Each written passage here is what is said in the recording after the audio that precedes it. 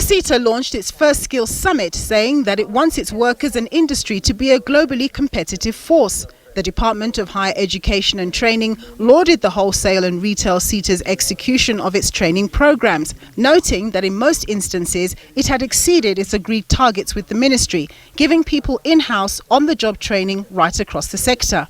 We've got different interventions. So firstly, we focus on unemployment, youth unemployment. So there, generally, we have impacted over 23,000 young people in various programs.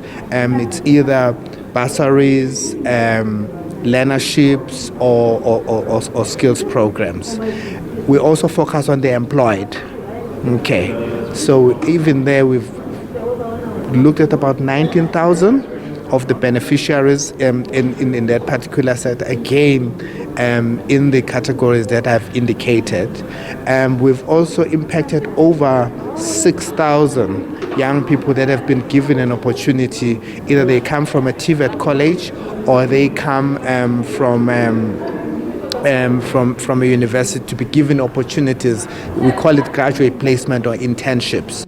One of the initiatives launched by the SETA was to take a group of young South African informal traders to Kenya. This to see how entrepreneurs there do business, their work ethic, and even how they operate in a cashless environment where tech has come to underpin most business transactions. One beneficiary says the opportunity was a boon for her and her peers, and now has big ambitions of growing her hair and beauty business. We learned a lot. I personally, everyone learned a lot, because in that program, I remember there were people who were just like, I just want the money. But today they're doing something. The mindset shifted from, okay, we're going to get like the mindset of South Africans. We will get the money or buy clothes or buy alcohol, whatever the case may be. It changed. Everyone is doing something right now. Beyond the skills which are critical to any industry, remaining relevant and agile as a business in a world where the only constant is change was also top of the agenda. Does your business give a portfolio of products and services? How do you engage with your customers? Do you delight them or do you disappoint them? Do you delight them once in a while or consistently? Are you thinking about omni-channel approaches in terms of increasing the willingness to pay?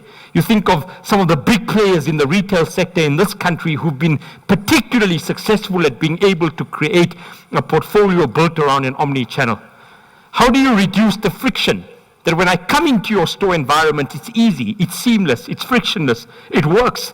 It's not difficult to be able to get in there. And very importantly, what value do you give to your customers, to your clients?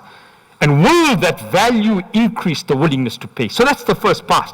SETA says just like the so-called just energy transition, there was a need to ensure a just transition in terms of ramping up skills across all sectors to ensure that no South Africans are left behind in the goal of meaningfully contributing to the local economy.